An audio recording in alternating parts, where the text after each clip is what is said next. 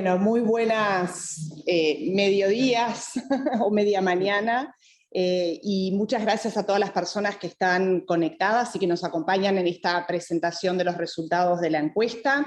También agradecer a UNICEF porque los hogares son una unidad y creemos que aportamos valor analizando conjuntamente las relaciones de género y generaciones en un análisis conjunto, y también por supuesto agradecer al profesionalismo de Opción Consultores que una vez más nos aporta y nos va a comentar en breve los hallazgos y los resultados de esta encuesta.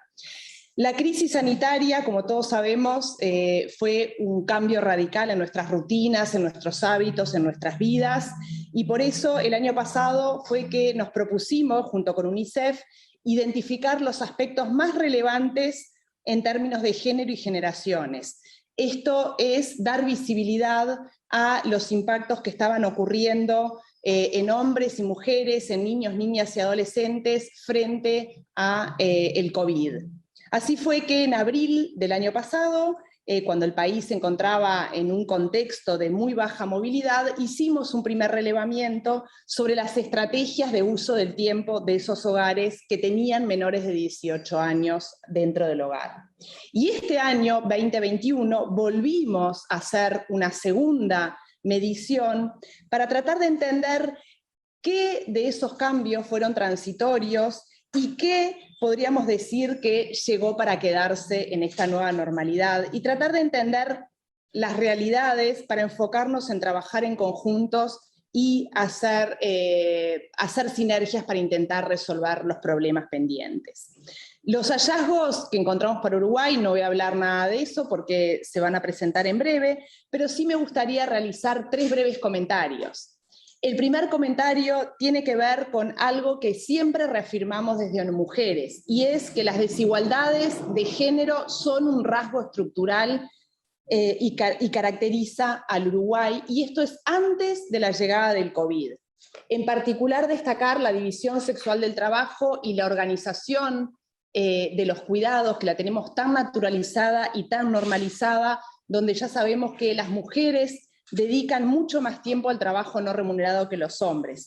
Y eso constituye sin duda un obstáculo para la autonomía económica de esas mujeres y a su vez profundiza los círculos de dependencia y pobreza. Ya sabemos que en Uruguay quienes fueron más afectadas son las mujeres desempleadas, de los bajos estratos, las que tenían mayor carga de cuidado, y además hay una feminización de la pobreza que son las cifras que nos arrojan, las cifras oficiales para Uruguay. ¿Y por qué esto se ha estructurado así? Bueno, los sistemas de protección social que se generaron en el siglo pasado están basados en la tríada salud, educación y seguridad social. Y el tema de los cuidados quedó por fuera de esa tríada, porque justamente se descansaron en el trabajo de cuidados de las mujeres. Y recién es en este siglo que los países empezaron a incorporar el tema de los cuidados en su matriz de protección social. El segundo comentario tiene que ver con que la crisis que provocó el COVID amplificó la problemática o la crisis de los cuidados. Y me refiero a los cuidados en una definición amplia, directos e indirectos.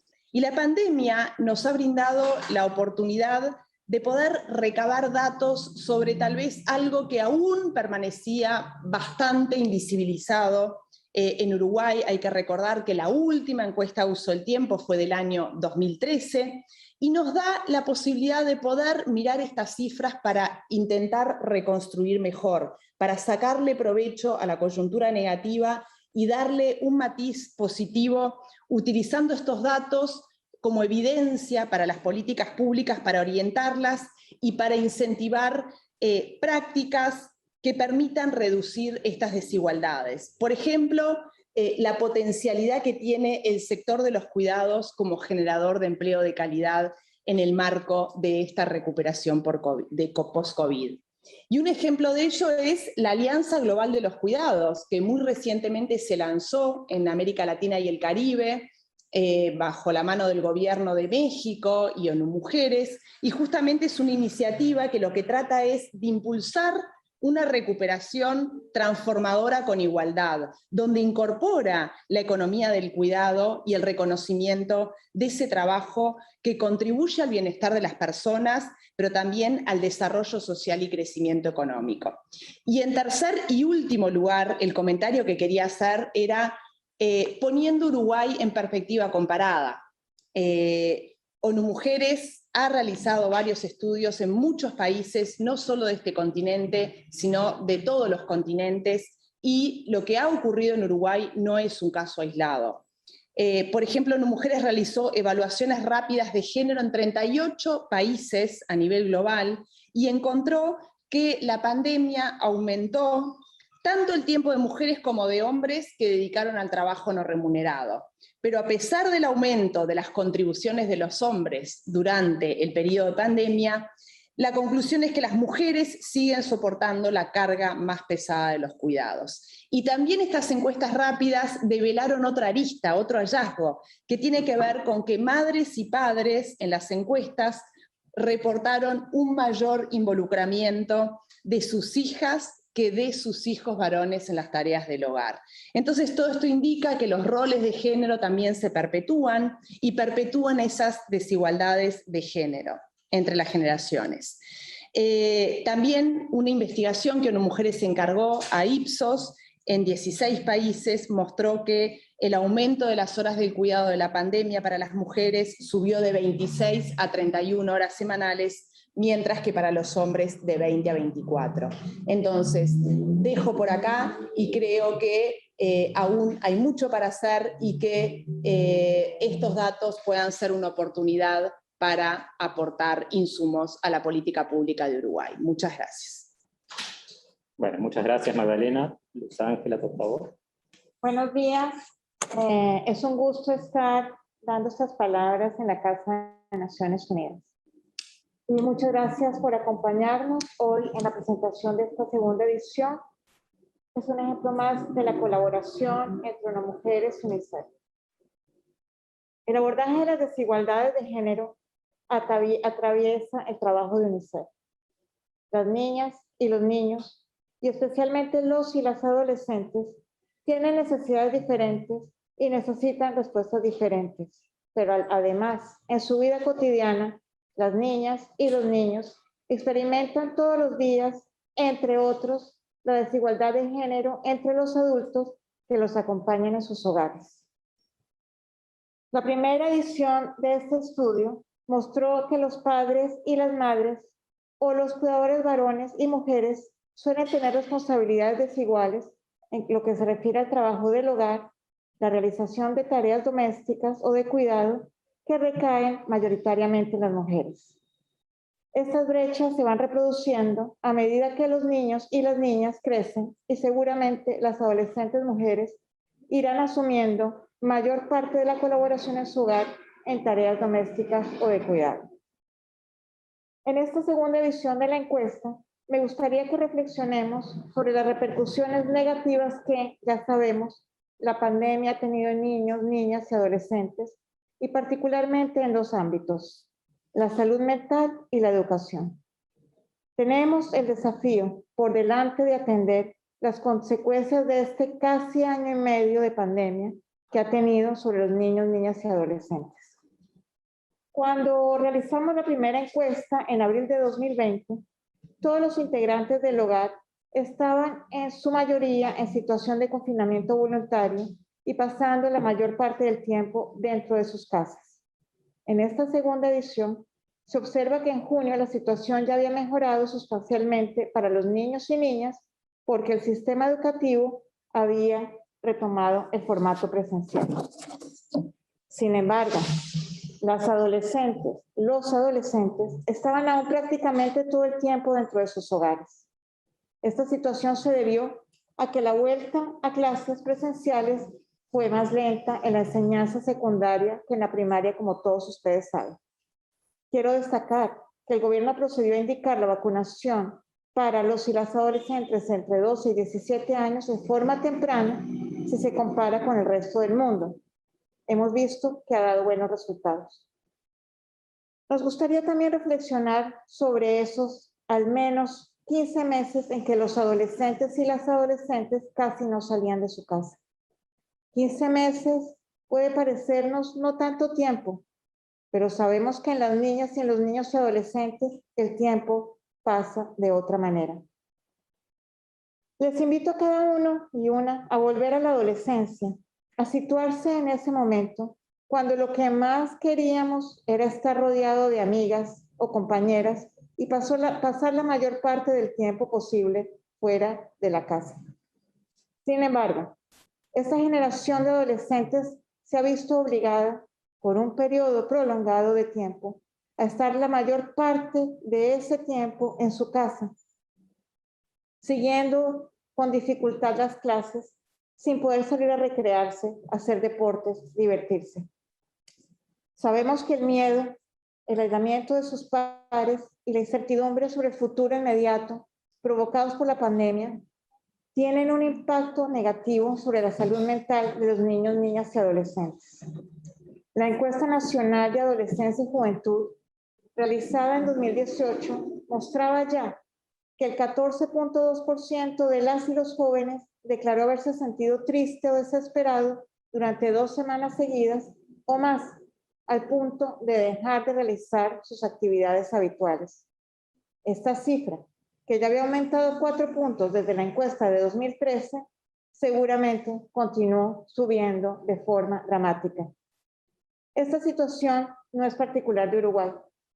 El pasado jueves 7 de octubre, UNICEF publicó el Estado Mundial de la Infancia centrado en la salud mental de niños, niñas y adolescentes. En ese informe, se estima que a nivel mundial, más del 13% de los adolescentes de 10 a 19 años convive con alguna dificultad relacionada con la salud mental y en 40% de los casos se trata de ansiedad y depresión. En cuanto a la educación, hay que destacar que gracias a los elevados niveles de conectividad del país, al Plan Ceibal y a su coordinación con ANEP y con el Ministerio de Educación y Cultura, Uruguay ha sido un ejemplo a nivel mundial en la provisión de educación a distancia. No obstante, no todos los niños, niñas y adolescentes tenían las condiciones apropiadas para sostener su avance educativo en este contexto tan desafiante. La encuesta que ANEP realizó a docentes en julio de 2020 mostraba que en primaria el 92% de niños y niñas mantenía algún tipo de contacto con su escuela y en secundaria solo el 60%. La encuesta que presentaremos a continuación provee algunos datos adicionales sobre el tiempo que niños, niñas y adolescentes dedicaban a las tareas educativas y quienes los apoyaban. También muestra fuertes diferencias a nivel socioeconómico y entre quienes concurren a establecimientos públicos o privados. Finalmente, y más allá de los elementos que puedan generar preocupación, es importante que como sociedad comencemos un diálogo sobre las oportunidades que ofrece la inclusión de lo digital en la vida diaria y extraer lecciones que ayuden a que el país enfrente los desafíos pendientes en materia de educación y bienestar mental sin dejar a nadie atrás. Muchas gracias. Muy bien, muchas gracias, Luz. Ahora, a continuación, vamos a tener la presentación de los resultados del estudio a cargo de Rafael Posekansky. Rafael es el director de Opinión Pública de Estudios Sociales de Opción Consultores, que es la empresa que realizó las 2 rondas del estudio. Muy buenos días. Es un gusto de parte de Opción estar este mediodía en la Casa de Naciones Unidas. Primero que nada, agradecer por segunda vez el apoyo de UNICEF y de ONU Mujeres para la realización de esta encuesta. Creo que, dado que estamos un poco cortos de tiempo, los objetivos de esta encuesta y el contexto general han sido muy bien explicitados por Luz y por Magdalena. Lo que a mí me gustaría entonces es entrar de lleno en las características de esta encuesta, contar un poquito el contexto de la medición, el contexto social de la medición, y luego ir directamente a la presentación de los datos y las principales conclusiones. Esta encuesta se desarrolla, esta segunda encuesta, se desarrolla en el mes de junio de 2021. Vamos a situarnos, vamos a viajar un poquito en el pasado. ¿Cómo estaba el Uruguay en aquel entonces? Bueno, para la interpretación de los datos es importante tener en cuenta que Uruguay se hallaba en el final de la primera gran ola de contagios, internaciones y decesos por COVID-19, al mismo tiempo en una situación de apertura de la educación, de apertura progresiva, con la educación secundaria aún suspendida, con la educación inicial reiniciada y con la educación primaria en proceso de, digamos, de retomar las actividades de corte presencial. En las fechas concretas de la encuesta, la mayoría de la educación primaria, las escuelas públicas y privadas del país, ya habían reiniciado sus clases presenciales. Eso a nivel educativo, también lo dije a nivel sanitario, a nivel laboral, bueno, no estaba todavía dada por ejemplo, un completo regreso de los niveles prepandémicos de movilidad. Esto de hecho, hace pocos días se divulgó un dato de que la movilidad recién ahora alcanza los niveles prepandémicos. En segundo lugar, estaba dispuesta la obligatoriedad del trabajo, del teletrabajo en oficinas públicas, por ejemplo, y había una exhortación todavía muy fuerte a que en la medida de lo posible se trabajara a distancia. Quiere decir que el país, en el momento de esta encuesta 2021, no estaba en la misma situación de lockdown voluntario en la que estaba en la primera encuesta de 2020, que fue hecha en mayo de 2020, es decir, en un momento récord a nivel de restricción de la movilidad, suspensión total de las clases y demás, pero había todavía restricciones significativas sobre la vida social. Creo que esto es un contexto muy importante para evaluar los datos, porque no estamos comparando una pospandemia contra una pandemia, sino un momento de lockdown y de distanciamiento social máximo, que sea en 2020, con un momento donde la situación era, por así decirlo, mixturada, mixta. Este es el contexto de 2021. Ahora bien, en cuanto a las características técnicas concretas de la encuesta, bueno, esta segunda encuesta es una encuesta que replica el tamaño muestral, aproximadamente 700 casos, en casos válidos finalmente fueron 692. Tuvimos la decisión conjunta de hacer 222 casos de estos 692 que fueran de panel, es decir, personas que también hubieran respondido a la encuesta de 2020. Y el resto de los casos se completó con una muestra aleatoria de números rango de telefonía celular a personas mayores de edad, pero que residieran en hogares donde al menos hubiera un menor de edad. Ese es el universo, que representa aproximadamente el 41% de la población uruguaya. La fecha de encuestas de realización concreta fue entre el 9 de junio y el 25 de junio, y los datos están calibrados, ponderados, por sexo, por franjas etarias, por región y por nivel educativo. Bien, sobre el módulo educativo, sobre el cual tenemos, y seguramente a futuro estaremos viendo bastantes más datos, algunos titulares importantes que deja la encuesta son los siguientes. Algo que está muy relacionado a lo que comentaba Luz recientemente. Yo les decía, la educación inicial había regresado, la educación primaria en la mayoría de los días de la encuesta estaba mayoritariamente también regresada, y la educación secundaria estaba suspendida. Y esto nos da que, al comparar los resultados de 2021 en la columna más a la derecha, en cuanto a las horas que pasaron fuera del hogar los menores entre 2 y 17 años, estamos hablando siempre de que encuestamos pidiéndole a las personas que reporten las horas del día previo, sea en uso del tiempo, sea en horas fuera del hogar, como en este caso, bueno, siempre hablando del día previo, que tiene que ser un día hábil de la semana. Bueno, ¿qué es lo que encontramos? Que en el caso de los menores de 2 a 5 años, el promedio de horas fuera del hogar es de 2.6. Hay un incremento notable frente a 2020, que era 0.3. En el caso de los niños y niñas de 6 a 12, este promedio fue de 3.9. O sea, multiplica prácticamente por 10 el promedio del año pasado, que era 0.4. Pero en el caso de los adolescentes de 13 a 17 años, es 0.8 contra 0.3.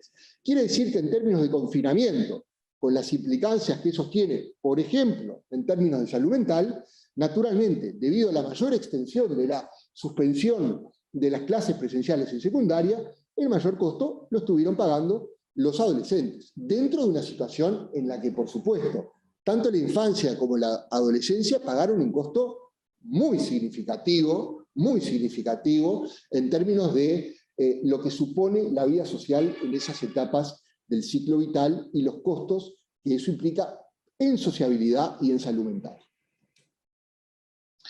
En segundo lugar, otra conclusión mayor tiene que ver con la oferta de clases por videoconferencia. Bueno, obviamente los institutos educativos, públicos, privados del país tuvieron una mayor capacidad de acomodarse frente a ese shock abrupto que significó la pandemia, y esto se refleja en los datos cuando uno los compara con 2020. Nosotros preguntamos sobre las niñas y niños de 6 a 12 años. Bueno, cuando las clases presenciales están suspendidas, si la escuela a la que asisten ofrece clases por videoconferencia de lunes a viernes, algunos días a la semana, o no ofrecen. Un dato que llama la atención es que hay un 17% que indica que no ofrecen clases por videoconferencia cuando las clases están suspendidas. Pero, si se quiere la lectura positiva, la mayoría indica que sí se ofrecen estas clases por lo menos algunos días de la semana. Estamos hablando, en ese caso, de un 82%, discriminado entre un 44% que ofrece de centros que ofrecen videoconferencia algunos días y un 38% todos los días. Cuando uno va a la cuestión de los adolescentes, bueno, hay 9% que se indica que no ofrece clases por videoconferencia al centro al que concurren, un 44% que ofrece todos los días y un 46% que ofrece algunos días entre lunes y viernes. Quiere decir que hay alguna señal de alerta en cuanto a un porcentaje significativo que no tiene oferta de virtualidad, es decir, que no está recibiendo, que solamente estaría, en el mejor de los casos, recibiendo contenidos asincrónicos, ¿verdad? Y por otro lado, como decía, si se quiere la lectura positiva, tenemos un amplio porcentaje que, tanto en el caso de niños y niñas como adolescentes, sí contaba con oferta virtual al menos algunos días a la semana. No obstante lo cual, hay una segmentación importante según si el instituto sea público, que es en el de la mayoría de niños, niñas, adolescentes, o si el instituto al que concurren es en el segmento minoritario que concurre a escuelas privadas. Sobre todo en el término de dar clases todos los días, clases virtuales todos los días o algunos días solamente. Esto no implica una valoración, entrar en terreno valorativo. Hay toda una discusión sobre la sincronicidad y la asincronicidad a nivel virtual. Lo hemos visto, por ejemplo, también en algunas otras consultorías que tienen que ver con formación profesional. Es decir, el tema de si es mejor la sincronicidad o mejor la asincronicidad en la educación virtual es un gran tema de debate. Lo que sí está claro es que hay, a nivel público y a nivel privado, estrategias muy diferentes de los centros, como se ve acá. ¿Por qué?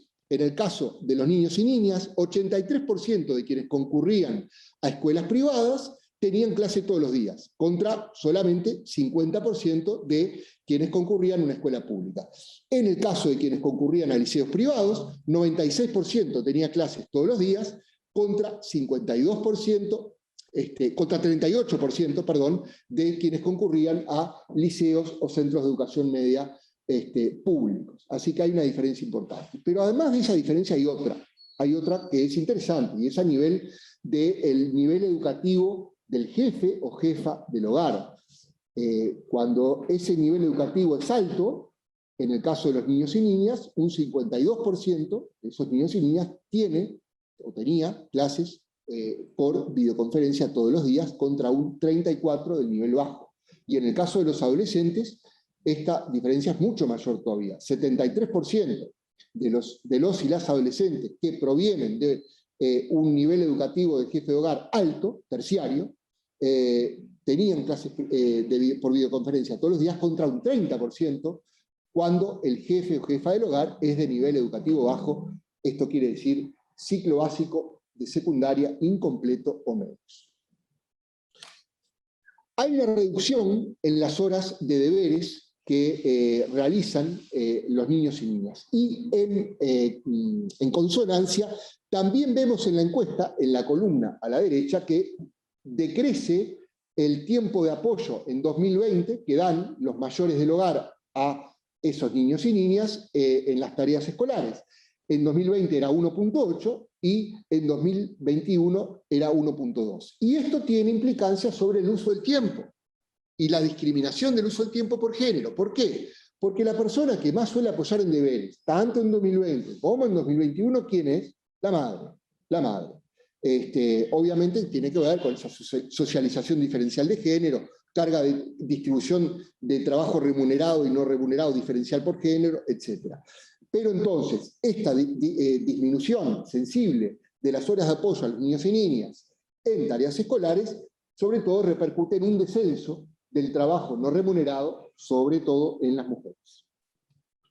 Bien, en el módulo laboral vemos cambios muy importantes. Los datos de empleo que están viniendo en este 2021 de parte de la encuesta continua de hogares del INE lo ratifican. Hay una reactivación del empleo muy sensible.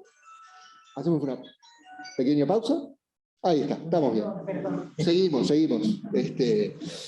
Hay una reactivación notable, importante del empleo a lo largo de 2021, y esto ya se refleja en los datos de junio de nuestra encuesta. ¿Por qué? El 75% de los varones nos dice que está trabajando en la encuesta, contra un 65% de lo que declaraba en 2020.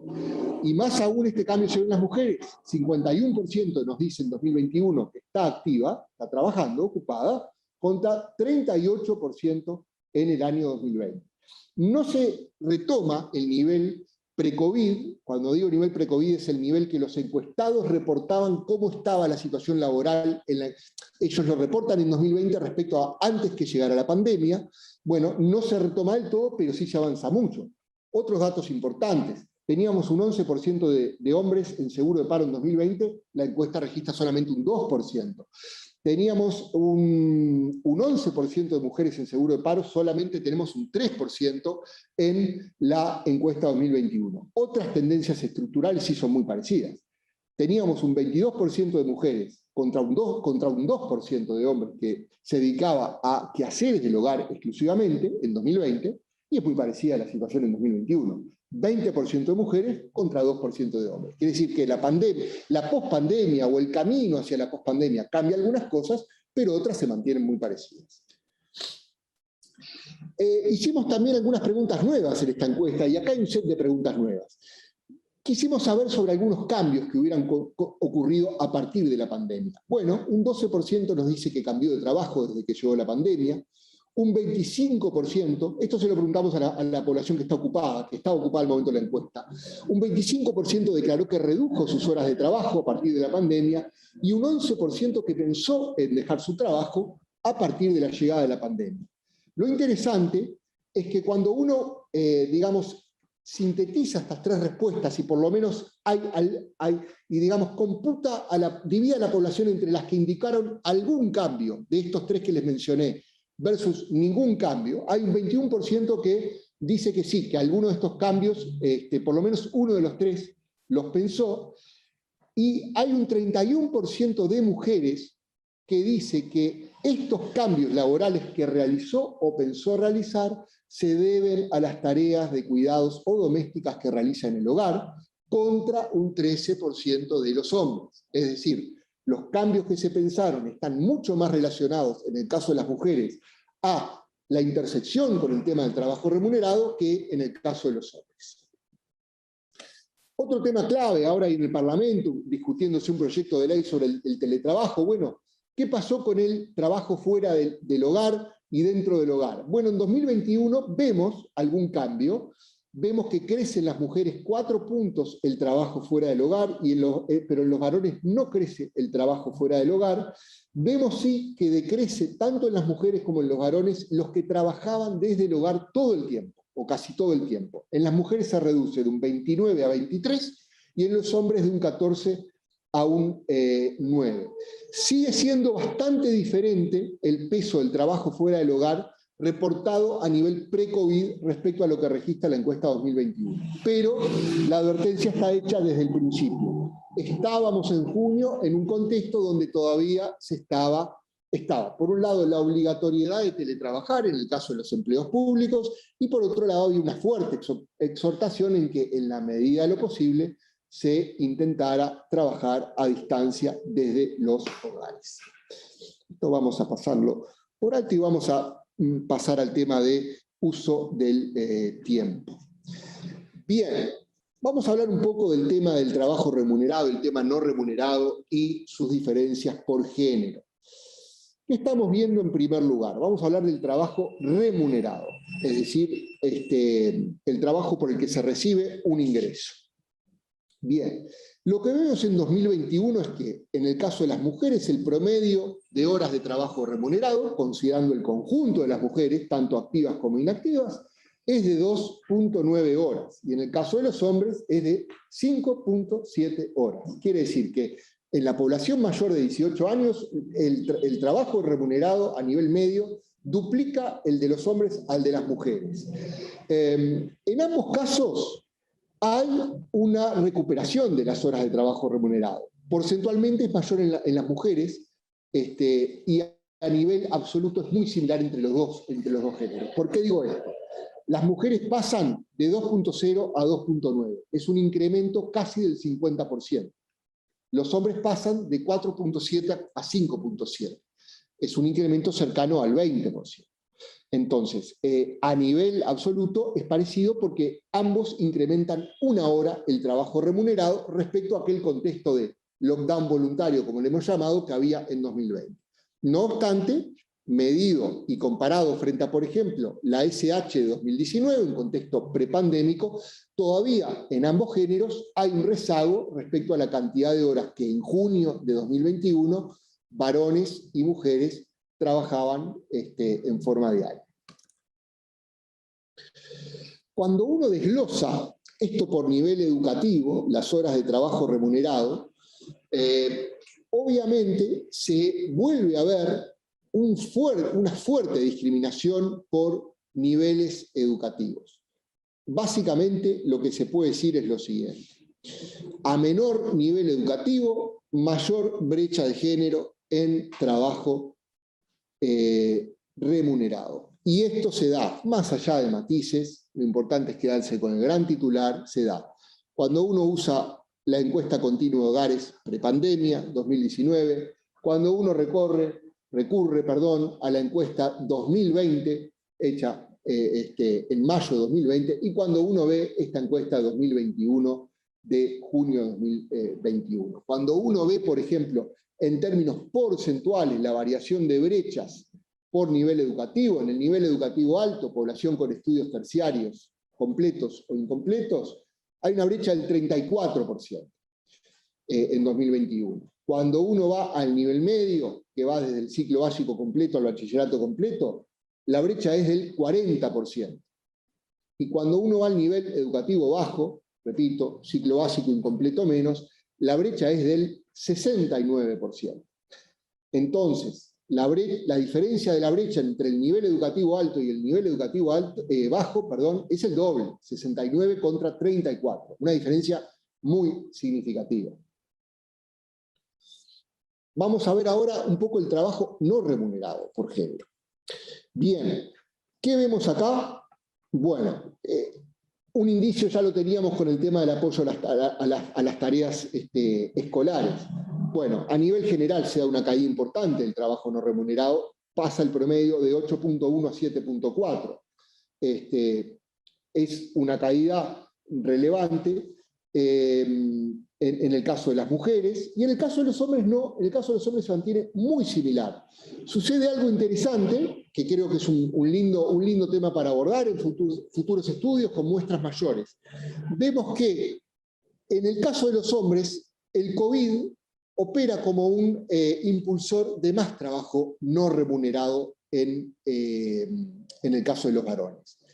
Pero ese momento ya de cierta normalización, no completa, pero parcial, no estaría impactando a la baja en el trabajo no remunerado.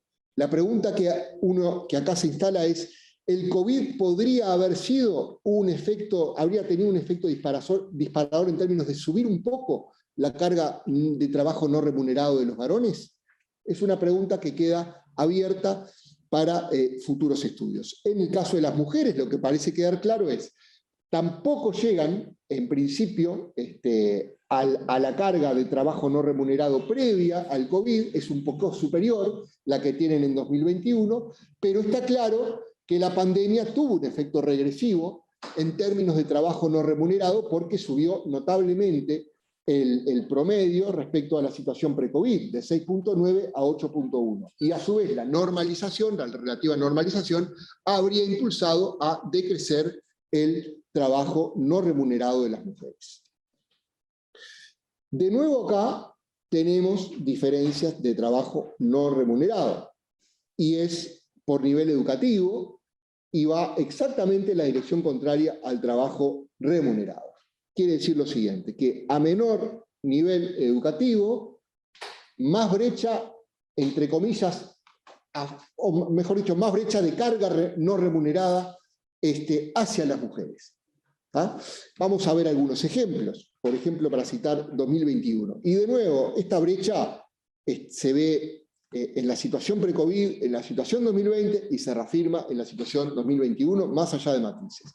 La brecha de trabajo no remunerado en el nivel educativo alto es del 46%. En valores absolutos, 2 horas más trabajan las mujeres de nivel educativo alto en forma no remunerada respecto a los hombres. En el nivel medio es del 55%. En términos absolutos, esto significa 2.6 horas.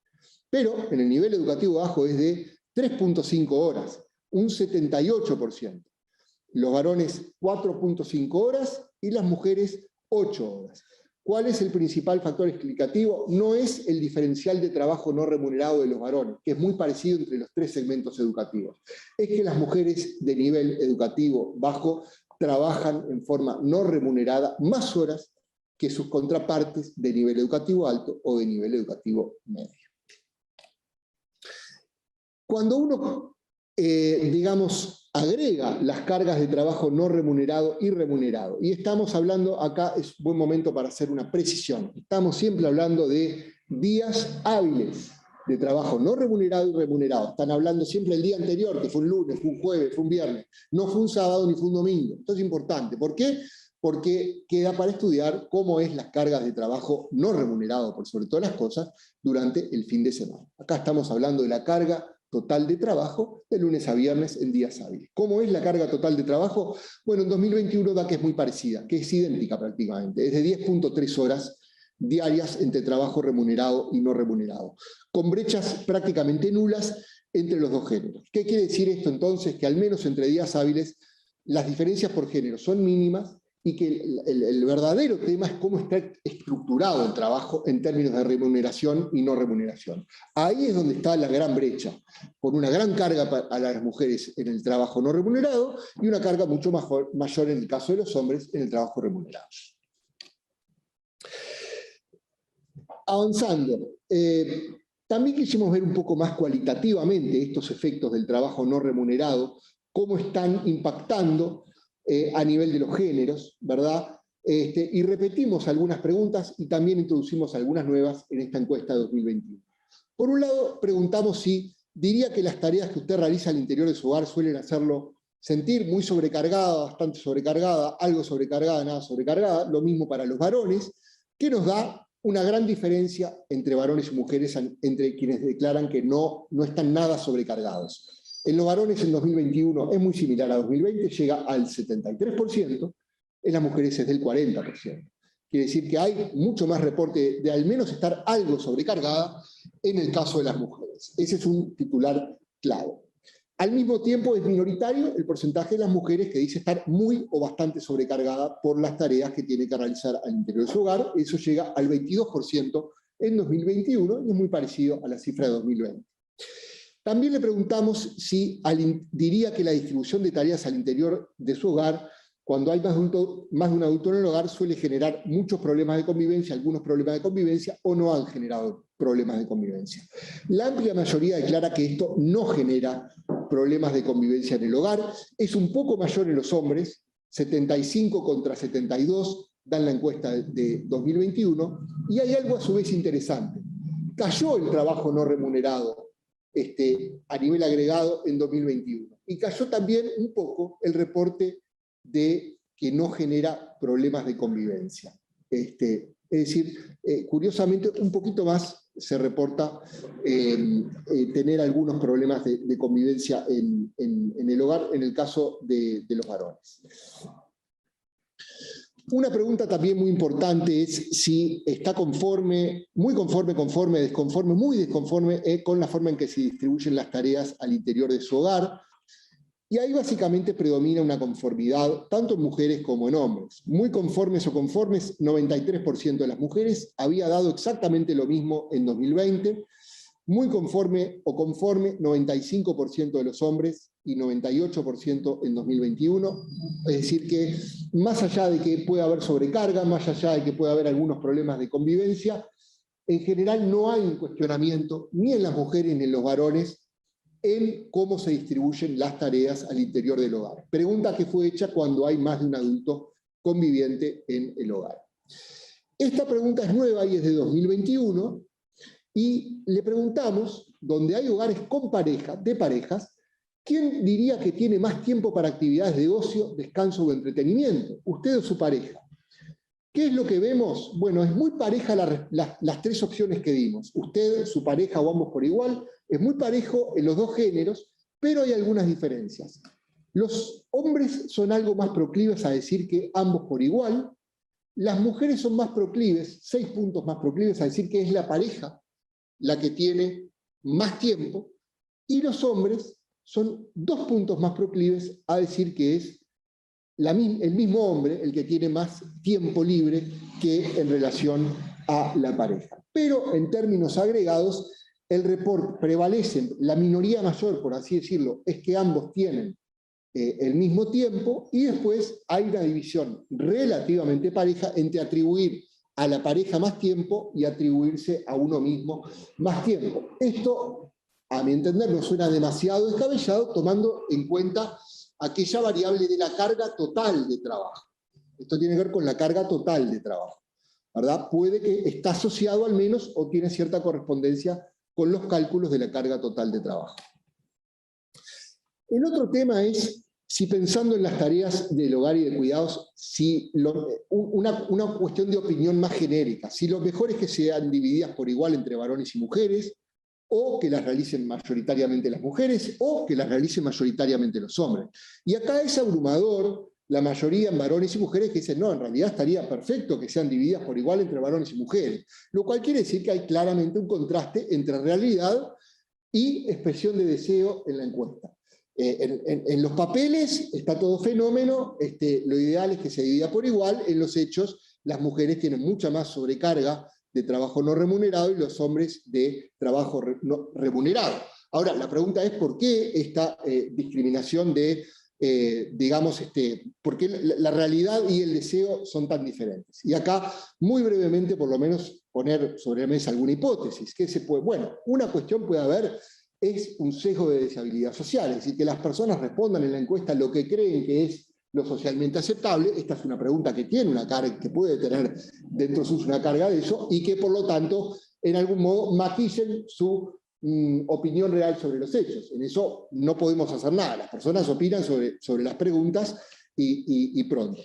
La otra situación es que haya un deseo, pero que por una razón estructural eso no se pueda llevar a la práctica, es decir, que ya esté instaurado, que la división del arreglo del hogar, por ejemplo, el hombre esté trabajando 10 horas al día y la mujer esté trabajando 5 horas al día en forma remunerada y otras 5 en forma no remunerada, y que eso no sea tan fácil de cambiar, es decir, que excede a la posibilidad de los hogares.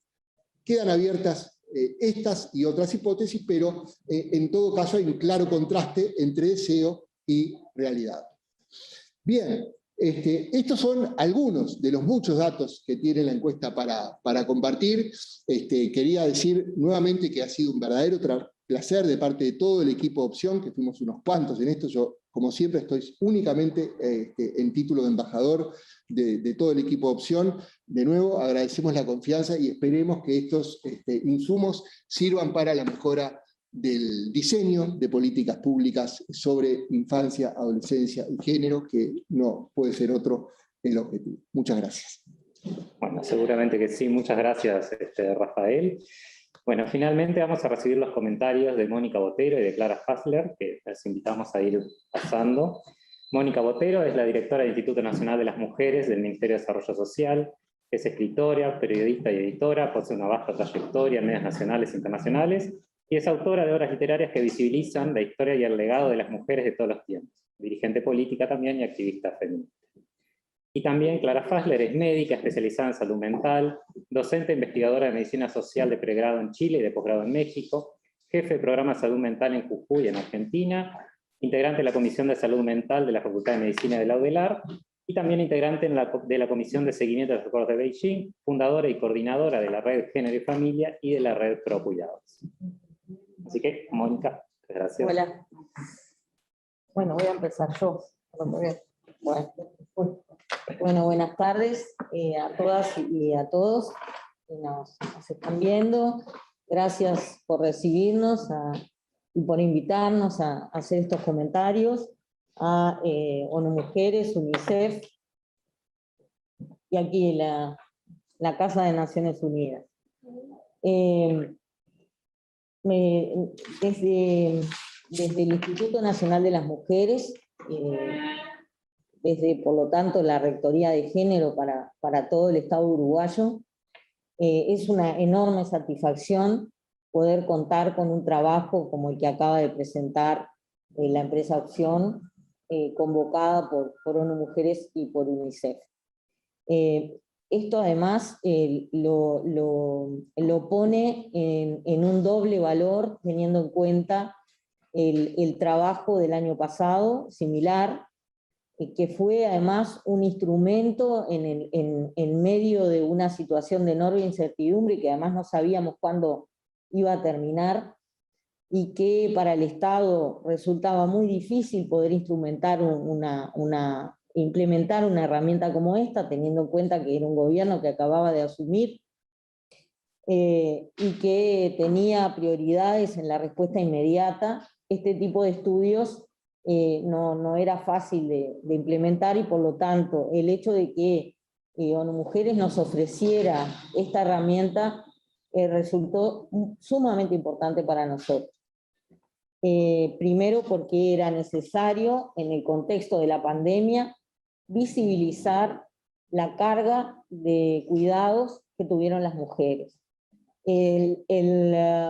Lo primero que se pensó y en lo que se reaccionó con mayor rapidez y además con mayor sensibilidad por parte del gobierno nacional, una vez declarada la emergencia sanitaria, fue instrumentar, mejorar y pensar en este contexto con la continuación de la respuesta en violencia de género. Es un tema sobre el que nos preguntaron sistemáticamente y sobre el que las alertas se dispararon inmediatamente. Después, con el paso de los meses del año pasado, vimos que la situación de los cuidados y la sobrecarga de las mujeres en los cuidados presentaba desafíos aún mayores que la violencia de género. ¿Por qué? Porque en el área de violencia teníamos un sistema que estaba establecido y que, no lo digo por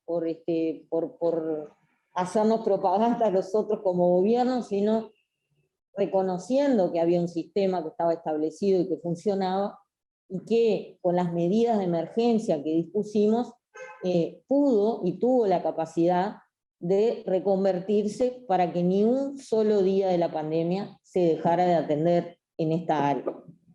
El desafío venía porque en el área de los cuidados había una debilidad mayor, pero había una debilidad mayor no solamente por la respuesta que el Estado podía ofrecer, y que en realidad no estaba, porque el sistema de cuidados tenía otro cometido. El sistema de cuidados se instrumentó en su primera etapa, en sus primeros 5 años, primero para construirse, para implementarse ese edificio que implica el sistema de cuidados, pero después para dar respuesta a situaciones de mayor vulnerabilidad, esto es, personas con extrema situación de discapacidad, personas mayores, los más mayores, que estaban en situación de mayor pobreza, y bueno, y los niños de 0 a 3 años que están en situaciones de alta vulnerabilidad y que asisten a los centros CAIS.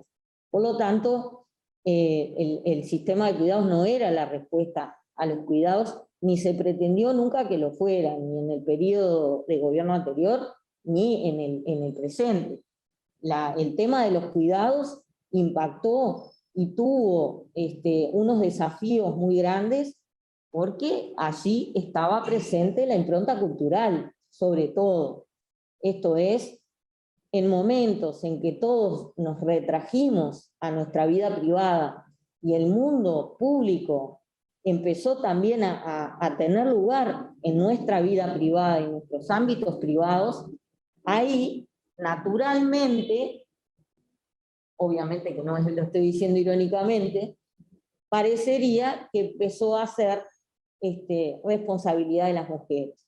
Esto es, había más personas en la casa durante más horas, eso implica desafío de mayor cantidad de horas de trabajo dentro de la casa, pero además el desafío del apoyo y la respuesta a los niños, niñas, adolescentes que pasaron a pasar su vida adentro de la casa. Y eso parecería que tuvimos que asumirlo también las mujeres, que a la vez muchas de nosotras seguimos saliendo a trabajar fuera de nuestra casa, pero también tuvimos que asumir el trabajo dentro de nuestra casa a la vez que los cuidados. Algo para la que creo que casi ninguna estábamos entrenadas, salvo en algunos sectores de ingresos altos y de alta tecnologización en el mundo desarrollado, que ya tenían el cierto hábito desarrollado de trabajar a distancia y con más o menos confort desde el punto de vista tecnológico y de posibilidades de ingreso.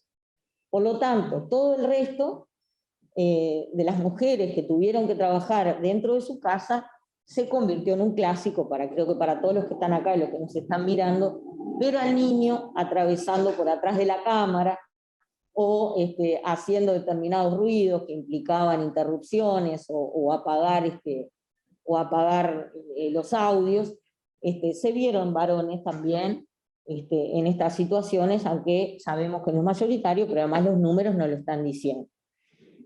Entonces, lo que digo es que, ¿qué sacamos en positivo? Tanto de un trabajo y una herramienta que nos mostró en números, pero también de lo que nosotros pudimos ver conceptualmente en la pandemia. Es que se puso encima de la mesa el trabajo no remunerado de las mujeres como un mandato cultural que creo que es necesario por lo menos problematizar y considerar. Este mandato y este hábito cultural implica, además, que se da de manera, podemos llegar a pensar que no elegido, ¿verdad?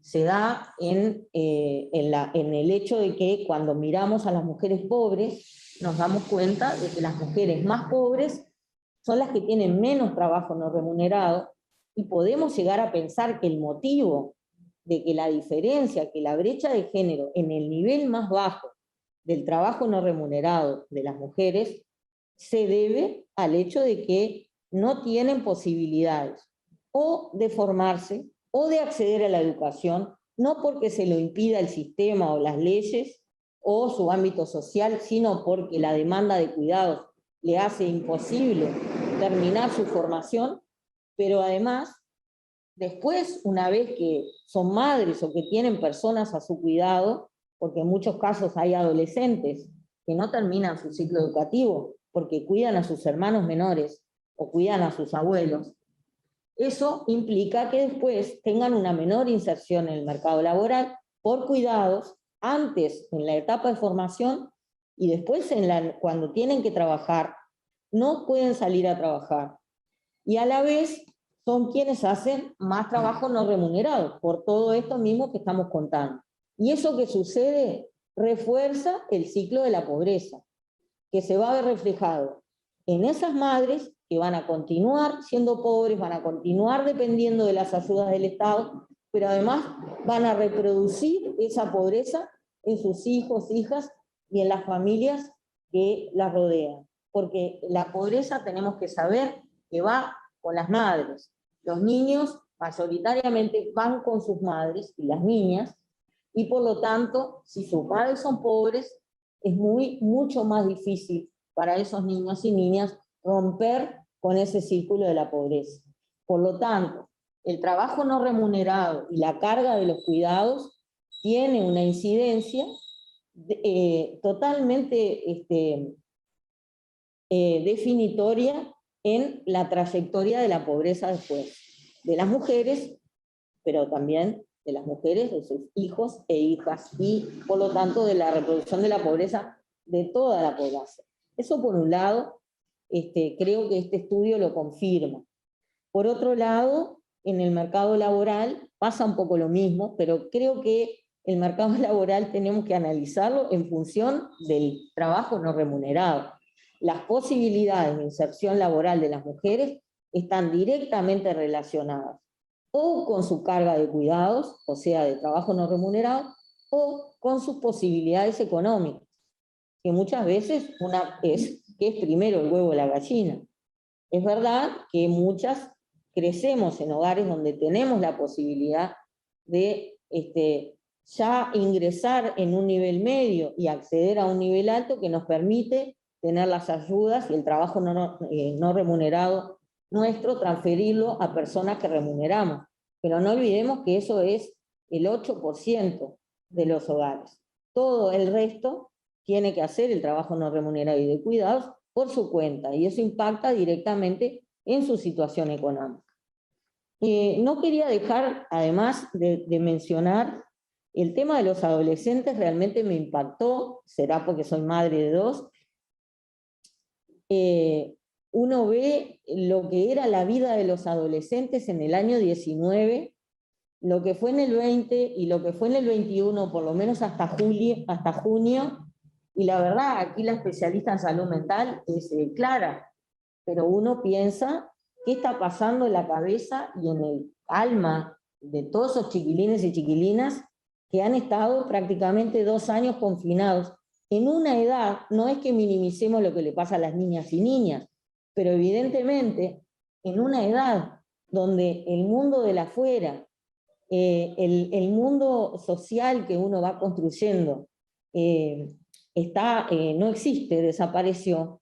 ¿Qué es lo que está pasando con la salud mental de esos chiquilines, sobre todo adolescentes? Eso me lo pregunto, y también el desafío, otra vez, que tenemos las madres y los padres, pero particularmente las madres, por lo que ya se vio, en sostener esos problemas de salud mental, que creo que nos ha afectado obviamente a todos.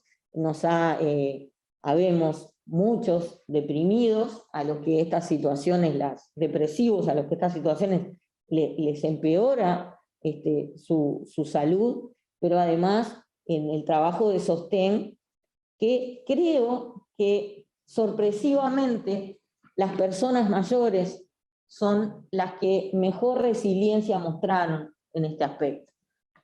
Quizás haya que estudiarlo en algún momento, pero esa es la impresión que tengo, que el impacto fue mayor en las personas más jóvenes, por un lado.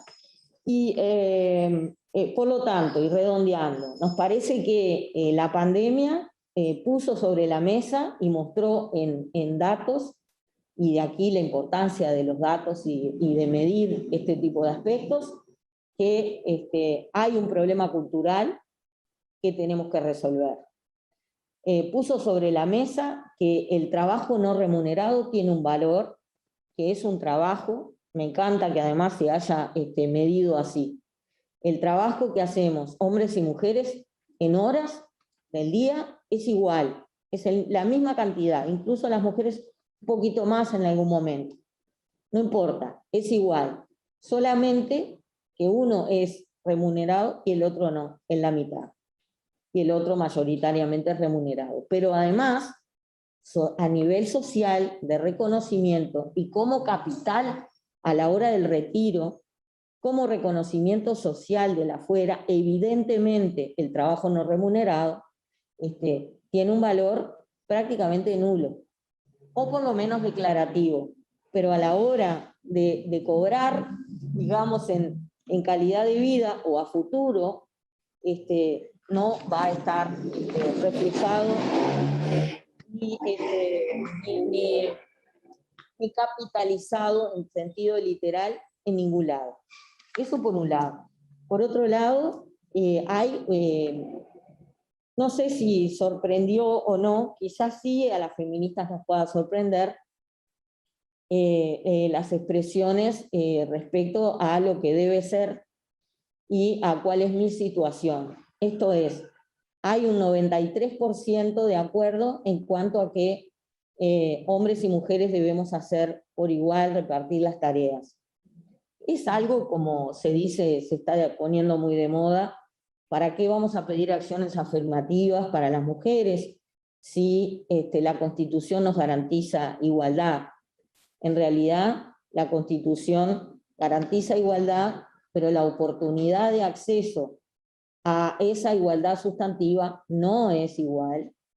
Y creo que tenemos la responsabilidad de generar acciones y promover políticas y promover el famoso cambio cultural que nos permita tener actitudes en nuestra vida social, personal y en nuestra vida pública que cambien esa situación, porque esa situación está perjudicando nuestras economías y está generando más desigualdad y mayor pobreza.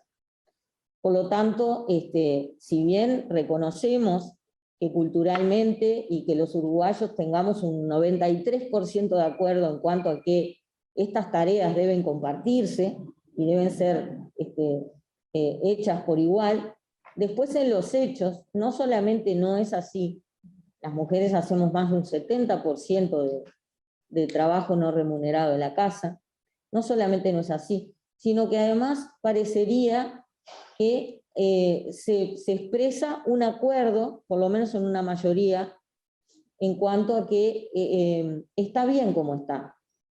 Entonces, si estamos de acuerdo en que se deben repartir, pero no lo hacemos y decimos que así está bien, tendríamos que reflexionar sobre qué es lo que nos está impidiendo concretar ese deseo y esa aspiración de reparto por igual de las tareas no remuneradas.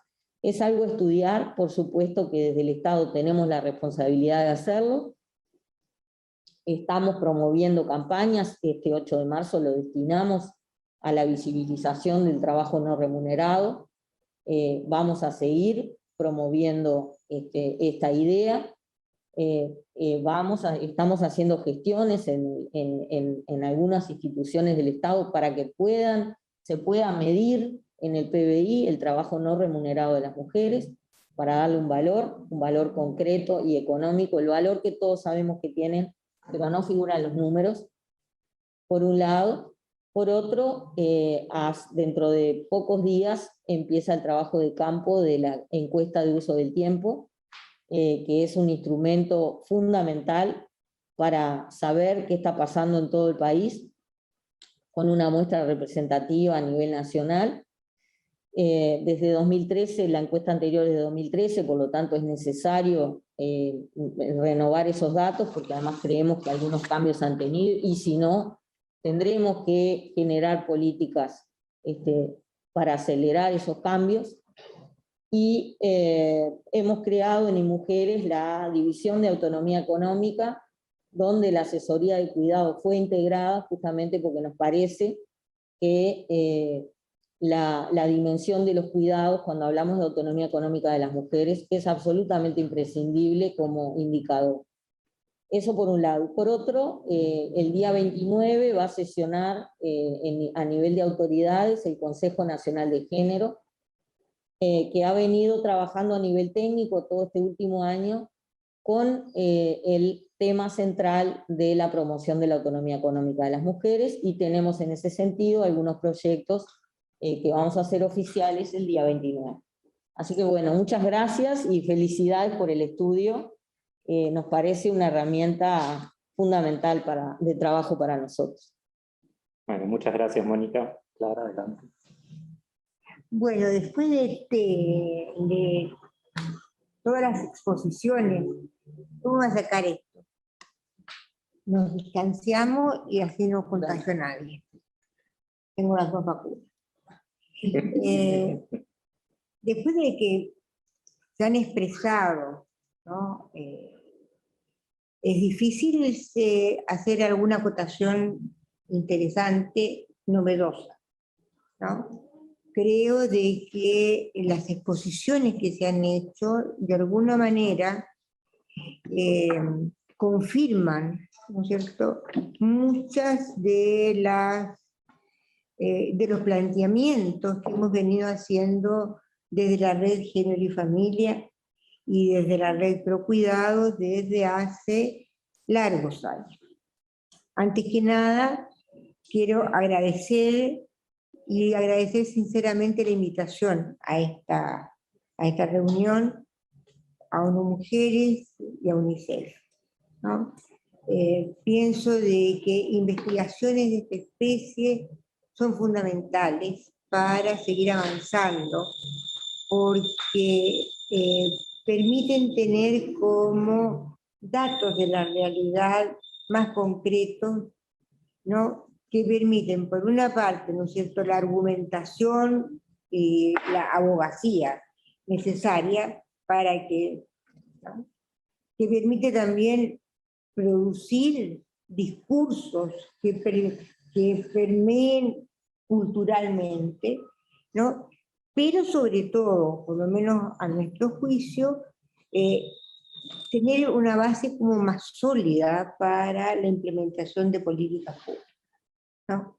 Es decir, sin conocimientos claros, sin investigación sobre las temáticas que nos importan, es imposible dar cuenta de la realidad y de la diversidad de problemas que está presente. Y con respecto a los cuidados, yo creo de que ha habido en el último tiempo, y muy en el último tiempo, yo creo que como un asumir el lugar que ocupan en el desarrollo social y económico, y no solamente, y además el valor que tienen, ¿no?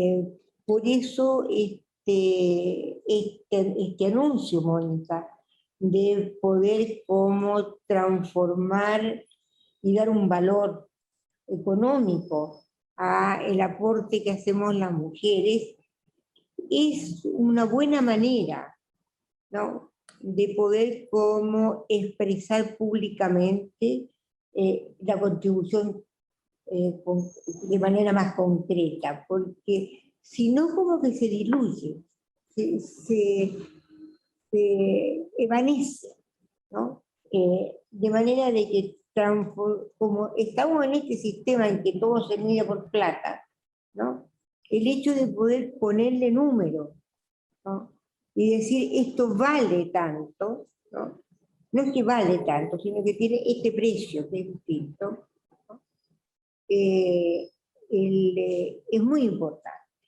¿no? Es muy importante como un instrumento de transformación de la realidad, y por eso creemos que es necesario continuar, ¿no?, con la realización de investigaciones sobre esta temática que nos permite entender mejor, ¿no?, y levantarnos nuevas preguntas, ¿no? Agradecemos a Opciones lo que ha hecho, porque realmente nos da una cantidad de datos con los cuales uno se puede manejar, ¿no? Como ustedes bien han dicho, ¿no es cierto?, la pandemia ha actuado como una lupa, ¿no?, que ha permitido ver con mayor claridad cosas que estaban pasando socialmente y que estaban invisibilizadas o desjerarquizadas. Una de ellas es el tema de los cuidados, ¿no?, sobre los cuales las mujeres feministas hemos venido replicando hace rato, pero que socialmente tenían muy poca visibilidad y muy poca conciencia, ¿no? Los primeros trabajos que hicimos con Rosario Aguirre, ¿no?, fueron en el año 97, donde ya planteábamos el problema de los cuidados y la necesidad de verlo desde una perspectiva colectiva, social y como un derecho, ¿no? La verdad que tardamos casi 20 años en que esto se hiciera realidad a partir de una ley, ¿no? Que fue la Ley de Creación del Sistema Nacional Integrado de Cuidados, donde se define los cuidados como un derecho. Pero entre la ley, ¿no es cierto?, y la posibilidad de que esto sea apropiado por la población, hay un gap y una brecha todavía muy importante. De manera de que, insisto, esta propuesta de investigación y de datos, ¿no es cierto?, contribuye enormemente a que el derecho al cuidado sea apropiado por la población. No de manera automática, hay que trabajar en ello, pero tenemos como más instrumentos para poder hacerlo, ¿no?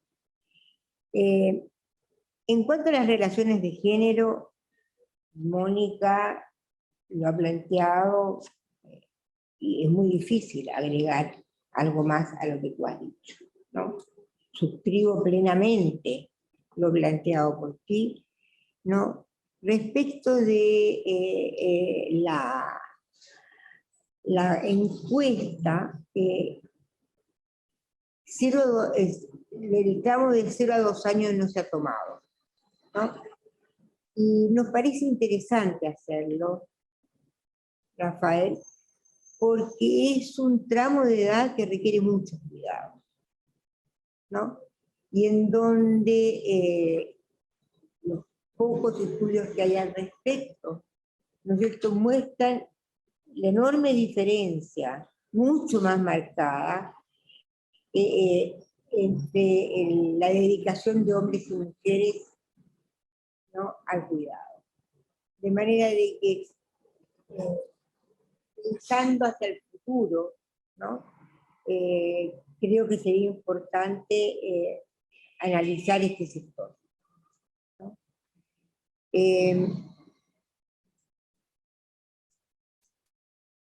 El sobrecarga de trabajo en las mujeres la experimentamos las mujeres, ¿no? Todos los días, a cada rato, ¿no? Es interesante plantear la mayor incomodidad que sienten las mujeres cuando tienen que compatibilizar el trabajo remunerado con el no remunerado. Y esto habla, ¿no es cierto?, de la necesidad de repensar probablemente algunas condiciones laborales, ¿no?, de mayor flexibilidad o de transformaciones que permitan una mayor conciliación entre ambos tipos de trabajo, ¿no?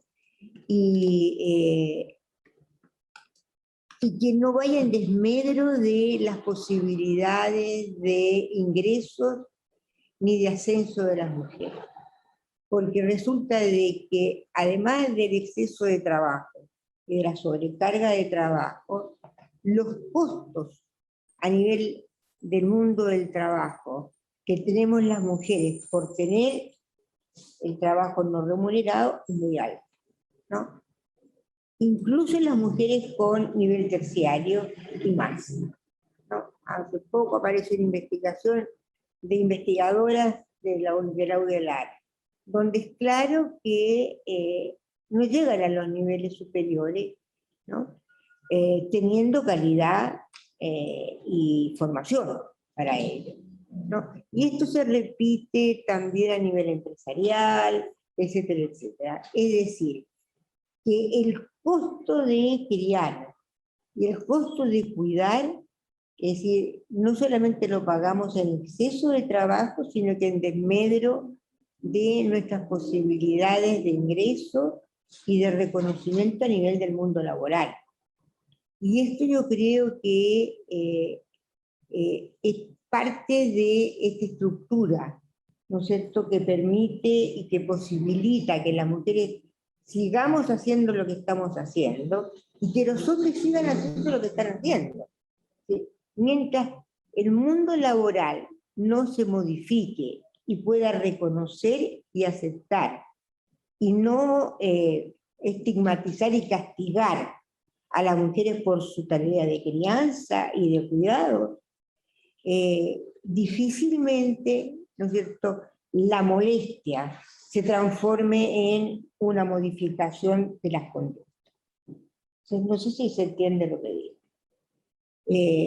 De manera de que es necesario modificar las relaciones entre hombres y mujeres a nivel de la vida cotidiana, pero creo que es necesario pensar de manera distinta el mundo del trabajo remunerado.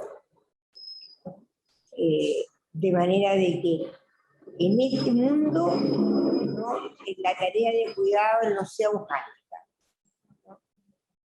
La empleabilidad es distinta para hombres y mujeres, ¿no? Dos personas con iguales calidades, ¿no es cierto? Si una es mujer y otra es hombre, el hombre tiene más posibilidades de ser ocupado, ¿no? Y esto está reconocido.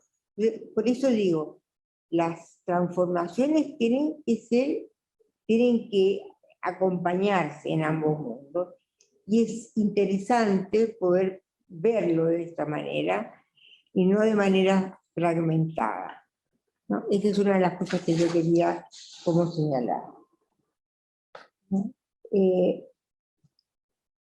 Afortunadamente hay un reconocimiento de estas diferencias, ¿no? Esto contribuye a modificarlas, pero estamos a 100 años luz, yo diría, de estas posibilidades. Con respecto a los niños, obviamente, ¿no es cierto?, que los datos sobre adolescencia son golpeantes, ¿no? Y son golpeantes por la intensidad del distanciamiento social, pero son golpeantes por el momento en que se produce, como ustedes bien lo han dicho, y las repercusiones las vamos a empezar a ver ahora, ¿no? Que, no creo que haya una relación directa, ¿no?, entre recuperación de la movilidad y recuperación de la vida, ¿no?, ni mucho menos, ¿no? Los efectos de la pandemia los vamos a seguir viendo hacia adelante. Y por otra parte, creo que es un poco audaz hablar de pospandemia, ¿no? Estamos en un momento bueno, o mejor, pero Estonia está con un brote brutal y volvieron a guardarse, etcétera, etcétera. De manera de que creo que esta historia, ¿no es cierto?, tiene un futuro incierto, ¿no?, y los costos van a ser muy altos. De manera que esto implica, ¿no es cierto?, una enorme responsabilidad del Estado, ¿no? Y con respecto a eso, una enorme responsabilidad respecto del sistema de cuidado, ¿no? Y que más allá de las necesidades de ahorro, ¿no?, es imprescindible trabajar sobre políticas sociales integrales que contribuyan a atender a estos nuevos problemas, y donde los cuidados tienen que tener un lugar central. Nos preocupa, ¿no?, las medidas de política que el actual gobierno está teniendo respecto del sistema de cuidados, porque lo ha debilitado en vez de reforzarlo, porque lo ha jibarizado en sus servicios que atiende a población muy vulnerable, ¿no?, y que incluso no nos permite ni siquiera pensar, ¿no es cierto?, en cómo atender a estos nuevos problemas, que como bien decías tú, Mónica, los cuidados son mucho más que lo que se hizo atendiendo a las poblaciones más dependientes, ¿no? Ese fue un inicio, pero nos damos cuenta, ¿no es cierto?, de que cuidados necesitamos todos, y esto implica, ¿no es cierto?, un esfuerzo de generación de nuevo conocimiento, de imaginación, pero sobre todo de colocar recursos, ¿no? Nosotros esperamos que las autoridades sean sensibles a estas realidades nuevas y que dispongan de los recursos humanos, de conocimiento y materiales para atenderlos adecuadamente. Gracias. Bueno, muy bien. Muchas gracias a todos los expositores, ha sido un placer tenerlos acá con nosotros.